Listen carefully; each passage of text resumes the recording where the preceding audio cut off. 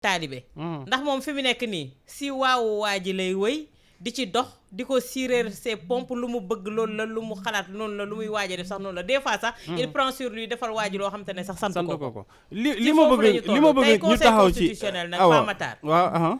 ñoom ñoo war a nekk ay kilifa xam na ne tey jii stabilité réew mi entre leurs mains parce que tey jii sénégalais yi dofatuñu kenn dootul leen tànnal fu ñuy sànni seeni xob kenn du leen takkal ay heure ne leen fii ngeen di xool ku weddi laaj Mbàkkiwu Fay li mu def bërki démb da nga defoon ne taalibe murid yëpp dañ ciy ànd abdiqué comme ni ñu daan def rek naan ndigal jib na ndigal jibatul de les gens réfléchissent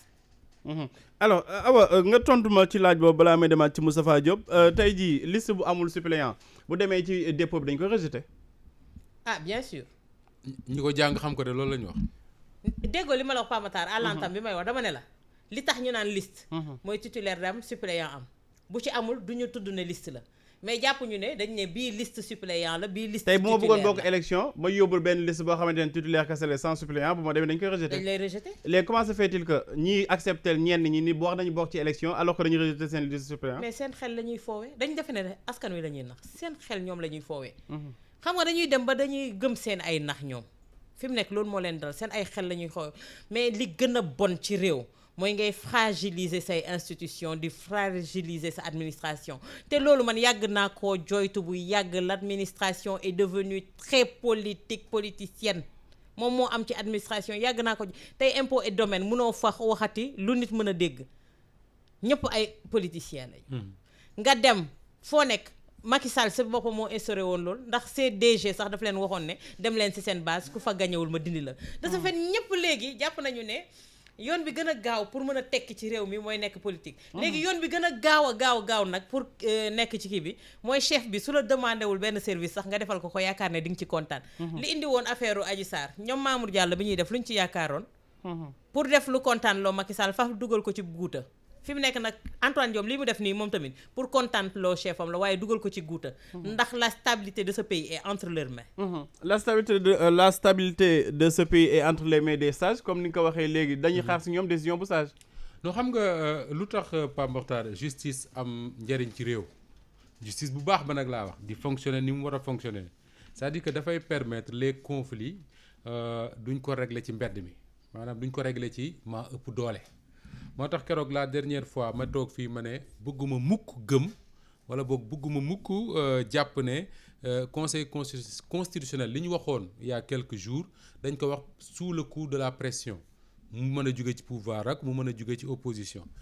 moo tax bi ma déggee ñu naan dafa am combine entre waa Yewwi ak waa Benno moo tax conseil constitutionnel def li wax dama ne su fekkee ne loolu la jéyee la ci réew parce que la justice en général le conseil constitutionnel yokkati ci doit être au-dessus de tout cela alors est-ce que le conseil constitutionnel dañuy xaar ci moom une décision sage je n'en sais rien man li ma xam te moom laay xaar et j'espère que sénégalais yu bari moom la ñuy xaar mooy qu'on dise le droit xam nga le droit dañuy wax ne lu mu metti droit la ñu ne loi parfois mu metti lool mais bu dalee sa kawit nangul ne loi la ñun nag suñu réew mi rawatina classe politique bi benn problème nañu am mooy li leen loi may dañ koy jël ba mu jeex takk li leen loi teg comme contrainte ñu lànk ne duñ ko nangu contrainte loi daf cee bokk nga nekk ci parti au pouvoir nga nekk ci parti opposition moo ci yem su fekkee ne dañoo teg ay charte Pape Mokhtar ne charte yii ñun ñëpp ci la ñuy tënku ne ku bëgg a dem ci élection yi lii ak lii ngay respecté soo ko respecté wul nga tudd Yewwi nga tudd Benno ci yem dañ la war a génne loolu man pour man loolu mooy décision sage mais décision sage nekkul li nga wax sànq awa ne déedéet mooy contenter tout le monde c'est-à-dire que def loo xam ne waaw def loo xam ne waa Yewwi dinañ ci gis seen bopp def loo xam ne waa Benno dinañ ci gis seen bopp parce que loolu li muy jur mooy bu ëllëgatee les mêmes problèmes vont se poser on va voir comment les régler nit ñi dañ naan ba mu fi amee defoon ngeen ko moo tax ma gëm ne suñu classe politique il faut ñu nekk ay gentlemen mooy su fekkee ne y a erreur nga reconnaître ko assumer ko. assumer ko nekkul ne oui mais il faut assumer les conséquences su erreur bi Benno Bokk Yaakaar def. mooy dañu wax partout ne liste bu respecté wul parité warul bokk ci élection yi. ñu ne parité mooy lan mu ne foo teg benn góor teg fa benn jigéen ñu ne est-ce que ci titulaire rek la war a nekk ñu ne non ci titulaire yi ak ci suppléants yi la war a nekk ñu ne est-ce que liste bi dañuy tàggale suppléant ak nu ñu koy waxee sax titulaire ñu ne déedéet lépp la ñuy boole moom lañ tuddee liste. loolu da laa dégg ñu koy wax. te tamit looloo tax ma liste boo xoolee liste départementale yi foo gisee Pape Mokhtar Diallo ak Awa Diop Ndiaye comme titulaire. xamu fu leen investir yéen di nga gis ci suuf Moustapha Diop ak Diène comme. suppléant man gisuma benn bu ko ci amul. cela veut dire quoi su fekkoon ne benn bi mën naa dem bàyyi bi ci des am na parti yoo xam ne mën nañoo bañ a présenter suppléant à Pikine wala à Guédiawaye wala à Mbacké ñu bàyyi leen ku mu jàll. te ku ci dem yóbbu ay suppléant gars yi lay rejeté donc yooyu c'est-à-dire que day dem ba finalement da nga naan su fekkee ne lii mën naa nekk ñu naan wéy dañuy rejeter de manière partielle la liste maanaam les suppléants bàyyi léegi finalement da nga naan mais attends ñun suñu loi bii ñu tëgg dafa leerul wala ñun ñoo nekk ay nit ñu jubadi ba bëgg a wax loolu loi bi lu ñu neex et foofu la ñuy xaar le conseil constitutionnel moom rek moo mën a tàggale en fait conseil constitutionnel moom je dis pas maintenant que ni nu ñu koy waxee sax Awa na ñëpp toog rek déglu di ko xool di rafet njort mais non on attend du conseil constitutionnel qu'il dise la loi. su fekkee ne wax na ko lu xel mën a nangu ñëpp koy nangu. d'accord Awa Diop ci xaar boobu mi ngi mel ne opposition bi dañoo jiitu ci bedd ba parce que le 3 boo moytul day coïncider ak 3 jours yi nga xamante ne mooy 3 jours francs yi conseil constitutionnel war a prononcé wu. est-ce que quelque part nekkuñu woon di préparer sax li nga xamante ni benn genre pression populaire la ci kaw conseil constitutionnel boobu. non xam nga ñoom déjà annoncé woon nañu la couleur depuis la semaine passée. bien avant même kiiwu Dakar bi di génn. parce que bi ñuy annoncé manifestation bi après le lendemain le kiiwu Dakar mais il n'avait pas retenu de date. léegi nag démb la ñu retenir une date la date du 3 tombeek ci guddi gi waa DGE wala ministre de l'intérieur prononcé wu sax laay wax du ma ne DGE prononcé wu kon tey nag. c'est que Sénégal tamit baaxoon nañu benn affaire fi mu nekk jébbal nañu seen bataaxal di yëgal bataaxalu yëgle kii di préfet nag sañ naa toog ba ca bëccëg ba mu xëy na leen mënatul ne wala comme ni ko Moustapha Diop waxee waa Benno Bokk Yaakaar xëy suba aussi ni dañuy def du ma bett non mais amul problème démocratie looloo koy neexal ñii jël nañu place de la nation ñoom nañu faree ji terrain parcelle bu ñu joxee même itinéraire moo tax ma gëm ne classe politique gu Sénégal moo tax ma gëm ne classe politique gu Sénégal Ablaye Wade ci gën a démocrate dëgg la non mais Ablaye Wade def na fii manifestation ci kii nu mu tudd poste Médine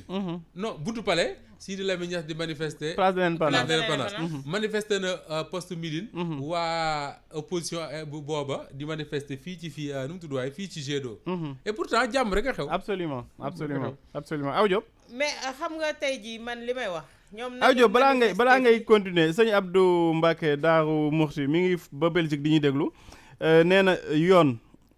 loolu la wax sax ku yoon daan mi bennoo di yeewi na ko yoon daan ah bien sûr mooy dëgg mais loolu mooy dëgg loolu la ñuy xaar ak koo mënti doon nag loolu la ñuy xaar mais xam nga tey li may wax ni Sénégal dafa am benn affaire boo xam ne dañ ko cultiver léegi normalité dañuy jàpp ne c'est quelque chose d'exceptionnel nga def lu normal non dañuy jàpp ne c'est exceptionnel loolu moo am Sénégal te tey normal boobu nag mooy li nga xamante ne mooy li war a ne li exceptionnel kañ mooy nga def lu warul ne mais tey jii ñu toog ne Benno Bokk Yaakaar bokkul mais Benno Bokk Yaakaar Pa Matar avant ñuy wax ci seen ay liste nationale naañ dañ leen jox suppléants yeeg titulaires yeeg yi ni mel nañu wax ci parrainage bi loolu liste ba yëpp la jël groupe ba yëpp la jël dindi leen ci élection yi muy département yeeg national beeg lu ci mënti nekk surplus de parrain bi loolu moo jiitu fuuf li nga xamante ne nii moom la ñuy wax di attardé wu si détails yi pour man lii c'est des détails lii c'est pour amuser la galerie te xamul tax surprise de parrain boobu am solo CEDEAO bi ñuy wax ne suñ parrainage baaxul dañ ne li am ci nombre parti ci Sénégal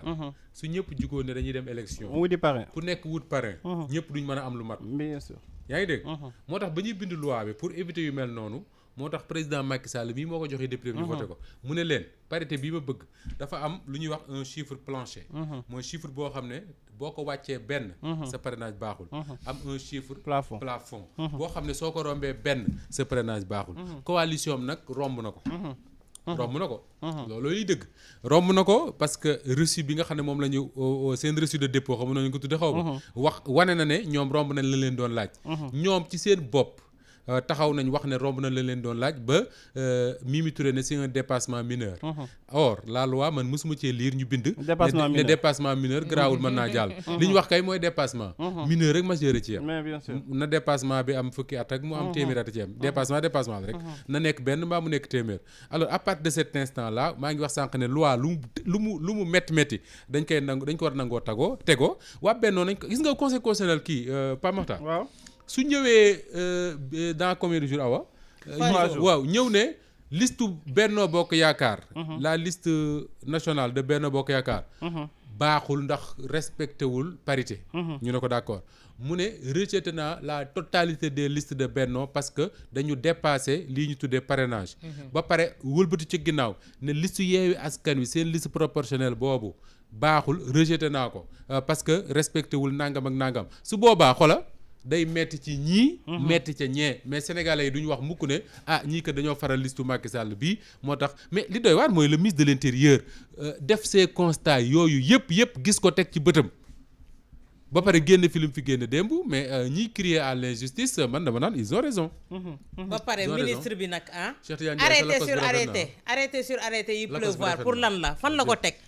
moom nga xamante ne en tant que magistrat moom xam loi ni mu sacré et tout moom il s'amuse à tripatouiller comme c'est pas possible jël ay arrêté di ko pondre nu mu ko neexee kër bu ko neexee pour lan privilégié ñenn ñi soo xoolee arrêté bi mu jëloon ci parrainage yi c'était par rapport à ça mu jëlaat beneen arrêté par rapport ak